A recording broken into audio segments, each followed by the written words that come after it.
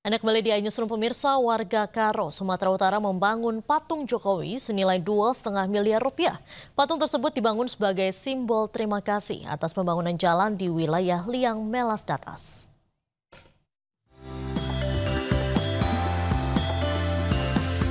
Warga Liang Melas Datas LMD Kabupaten Karo, Sumatera Utara membangun patung Presiden Republik Indonesia ke-7 Joko Widodo di area perbukitan. Dengan lahan seluas 2 hektar, monumen Jokowi yang dibangun warga Karo ini menghabiskan biaya sekitar 2,5 miliar rupiah. Pembangunan monumen ini bentuk tanda terima kasih warga Liang Melas Datas terhadap Jokowi yang telah memberikan pembangunan infrastruktur di kampung mereka. Kalau pembangunan patung, untuk ini patung sudah 100%. Jadi untuk lokasi patung yang kita namakan ini tamannya, atau yang di lokasi patung ini adalah amphitheater, ini sudah mencapai 75-80%. Nah, jadi mungkin sekelilingnya lagi ini kan akan dipenuhi menjadi tanaman-tanaman jeruk, tanaman buah, dan semua akan dipenuhi lingkungan ini. Yang kurang lebih luas lahan kita ini keseluruhan adalah 2 hektar.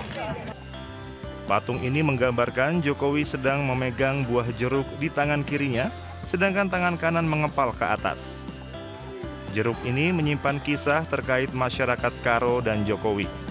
Warga Liang Melas Datas pernah mengirim 1 truk penuh buah jeruk ke Istana Kepresidenan di Jakarta pada 3 Desember 2021. Dari Kabupaten Karo, Sumatera Utara, Eka Hetriansyah, iNews melaporkan. Pemirsa, PDI Perjuangan mempersilahkan Presiden ke-7 RI Joko Widodo masuk Partai Solidaritas Indonesia, sebab Jokowi sudah dipecat dan bukan lagi kader PDIP.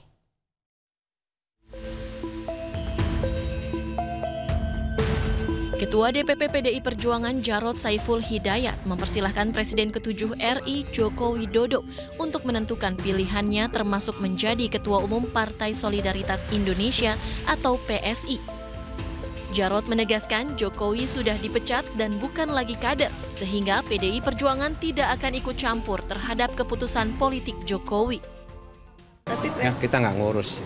Tapi PSI bilang Pak Jokowi berkemungkinan untuk menjadi ketum, tapi harus masuk kader PSI dulu.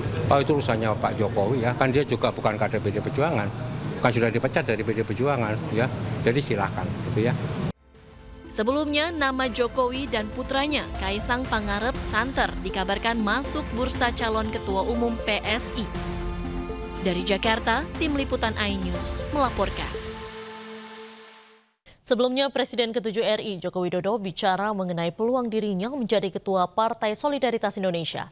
Dirinya masih memperhitungkan peluang kemenangan jika mendaftar maju sebagai kandidat Ketua Umum PSI. Ketua Umum PSI, Pak. Iya, masih dalam kalkulasi. Berarti jangan sampai kalau nanti misalnya saya ikut, saya kalah.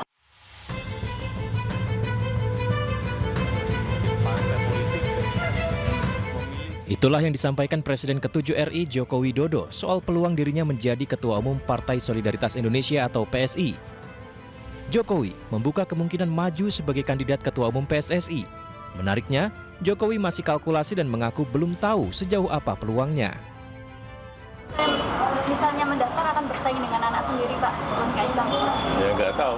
Kalau saya mendaftar mungkin yang lain nggak mendaftar mungkin. Melihat peluangnya seperti apa, Pak? Ya belum tahu, karena ini kan yang saya tahu katanya mau pakai e-voting, one man one vote. Seluruh anggota diberi hak untuk memilih. Diketahui Kongres PSI dijadwalkan akan berlangsung di Solo, Jawa Tengah pada 19 Juli 2025 mendatang dengan agenda utama pemilihan ketua umum baru. Tim Liputan iNews melaporkan. Sementara itu, pengamat politik Henry Satrio mengatakan bahwa persentase Joko Widodo menjadi Ketua Umum PSI sangat tinggi. Meski demikian, Jokowi dinilai tidak akan maju sebagai calon ketum PSI karena masih membutuhkan partai yang lebih besar untuk meneruskan langkah politiknya. Menjadi Ketua Umum PSI sih tinggi sekali, besar itu. Tapi pertanyaannya, Pak Jokowinya mau atau tidak? Sebab kan sudah jadi rahasia umum. Ya, nampaknya ini disiapkan menjadi perahu salah satu anaknya Pak Jokowi ya. Saat ini Mas Kaisang yang menjadi ketua umumnya. Tapi kalau menurut saya, kecil kemungkinannya Pak Jokowi mau mengambil kursi ketua umum PSI. Bukan cuma alasan belum bisa lolos ke Senayan, tapi Pak Jokowi menurut saya perlu sebuah perahu yang sudah besar dan kuat. Ingin segera polemik ijazah Jokowi selesai, kader PSI Dian Sandi Utama mengunggah foto ijazah Presiden Joko Widodo melalui akun X miliknya tanpa izin pemilik. Hal tersebut berbuntut dilaporkannya Sandi ke Barreskrim Polri. Berikut cuplikan dialog di program iNewsroom kemarin bersama rekan Davi Pratama. Anda melaporkan Mas Sandi ini apa? Oh, gampang sekali, Pak. Kan di pengacara Jokowi bilang tidak pernah sebar ijazah itu. Kenapa dia sebar? Ah, itu lihat. Walaupun sudah ada banyak akun yang memang memposting ijazah tersebut. Iya, tapi kan ini Sandi sendiri kan bilang itu asli. Jadi saya kaget. Kemudian di tanggal itu 1 April kan. Di tanggal 2 April dia bilang aslinya ada di lemari Jokowi. Ya. Berarti dia dengan Jokowi ini bersatu, dia tahu dia diperalat Jokowi untuk supaya bisa mempengaruhi publik bahwa dia Jokowi punya ijazah. Itu yang saya mau perjuangkan. Apalagi dia ini sebar itu kan bagi saya salah lah, karena saya sudah dapat informasi dari pengacaranya bahwa Jokowi tidak pernah sebar ijazah. Berarti tadi yang Sandi bilang tahun 2022 tanggal 1 tidak benar itu, Pak, itu bohong. Oke. Pengacaranya dia bilang tidak kok, kenapa kau pintar-pintar aja kau? Itu bohong, Mas Sandi, silakan dijawab. Ya kan zaman sekarang ini kan zaman teknologi, Mas. Kenapa harus ngamuk-ngamuk bilang bohong? Kan tinggal dibuka internetnya. Itu ada di layar proyektor pada tahun 2022 dan termuat bukan hanya di satu media. Beberapa media nasional memuat itu loh, Pak. Kenapa harus ngamuk-ngamuk bilang itu bohong? Iya, bohongnya karena begini, kau tidak dapat izin dari ini Jokowi. Karena saya lapor kau itu karena pasal 32 menyebarkan ini ijazah orang tanpa izin. Kau memang dapat izin dari Jokowi? Halo? Kau dapat izin dari Jokowi, saya tanya. Kita serahkan dulu ke pembawa acaranya. Silakan Mas Sandi. Silakan Mas Sandi kalau mau dijawab. Soal izin atau tidak, saya kan dari awal sudah mengatakan bahwa saya tidak pernah diberikan salinan atau dokumen itu oleh Pak Jokowi. Dan itu sudah saya nyatakan berkali-kali. Tetapi kalau kita berbicara terkait masalah dokumen publik, ketika dia berada di ranah media, teman-teman media, tentu itu menjadi ranah publik. Bukan lagi menjadi dokumen, itu menjadi dokumen publik, bukan lagi menjadi.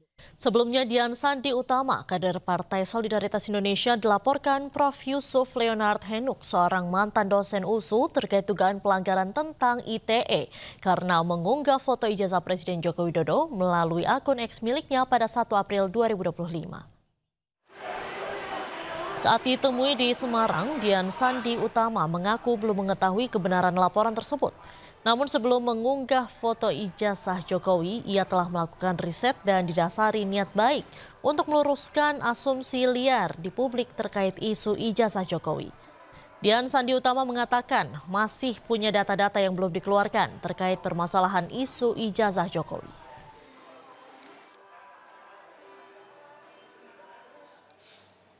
Pemirsa, nama ex-Menteri Komunikasi dan Informasi Menkominfo Budi Aristiadi terseret dalam kasus judi online di Kementerian Komunikasi dan Digital atau Komdigi.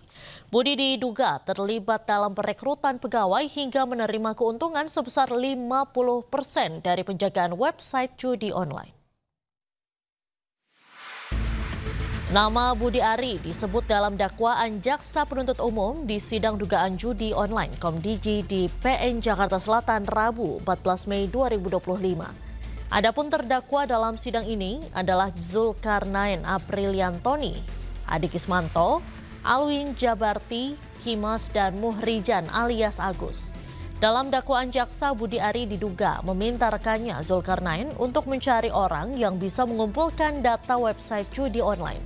Zulkarnain kemudian mengenalkan sosok bernama Adi Kismanto untuk melakukan praktek penjagaan website judul dengan tarif 8 juta per website.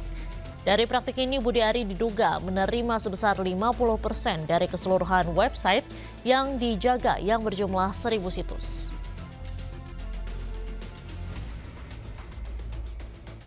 Merasa tak dihargai, Gubernur Jawa Barat Deddy Mulyadi, anggota DPRD fraksi PDIP Jabar walk out di tengah rapat. Informasi selengkapnya kami hadirkan sesaat lagi, tetaplah di iNewsroom.